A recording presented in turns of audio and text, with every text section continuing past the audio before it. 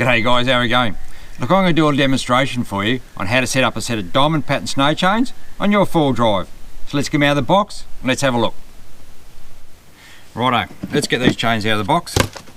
Now in my box, I carry a couple of these little timber blocks. I'll show you how I use these a bit later on before we put the chains on. So in the box, you'll notice here, I've got the ends of my chains tied up. I find that works very, very well. It just stops the chains getting tangled up, and you know where the ends are when you pull them out of the box. Just a matter of dragging them out, laying them out on the ground, like so. Put that out the road, and bring that back later. Now here's those blocks of wood that I was talking about before. Now what I do with these is, I put one under each wheel. I'm only going to set up one tyre today though, just for demonstration purposes.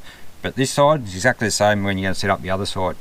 But I put that under there, and what I'm going to do now is I'll drive up onto that block of wood, and what that does, it gets the tyre completely off the ground, so it enables you, when you fit your chains up, that it enables them to wrap around the bottom of the tyre nice, so you get a good snug fit.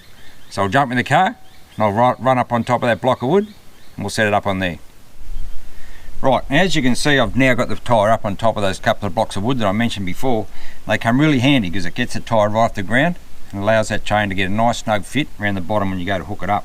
So from there, it's just a matter of grabbing your chains, lay them out nice and flat on the ground. Make sure there's no twists or turns, or know that links are all bundled up. And that all looks really good. And what it is with these, you got to make sure this is the tensioner chain. So you got to make sure that is on the outside of the rim. So when you throw it over the top, it's a matter of just gripping the chains at about shoulder width length and just slide them up over the top of the chain. Just like so. Just keep feeding it over until it sits nice and neatly like that. And this centre link here, you want to make sure that that is running down about the middle of the tyre, because that's where that needs to be. And if that's running down the middle of the tyre, then that centres the chain up nicely when it's sitting on top of your tyre. So that's all looking pretty good. And then from there, it's just a matter of jumping underneath and I'll hook up the back of the chains. It's really handy when you go to hook up the back side of your chains. You get a little tarp like this one, so then you're not lying in the wet snow when you are up into the high country hooking up your chains. Now, the back of these, I've got 3 or 4 adjustable links that I can use to hook up to this hook here. Now I've set these chains up a number of times, so I know exactly which link I've got to use every time when I set these up for the size tyre that I use of 33-inch tyres. And for me, these just go onto the second link out of those 3 chains. So that just hooks over that link there, and that's it, done. Now we're going to hook up the front and we'll show you how that goes. Okay. Righto. So we've hooked up the chains out the back of the tyre there. We come out the front, we do exactly the same process. So just grab that link chain like so, put it on the hook there at the bottom, and then grab this tensioner chain. This is what really tightens the chains up and keeps a nice snug fit. So give that a good tighten up as you're checking the links. And make sure they're all nice and tight, which they are, which is good. And then just grab this hook here, slide that through one of the links, and this is what tensions up and holds that tension chain in place.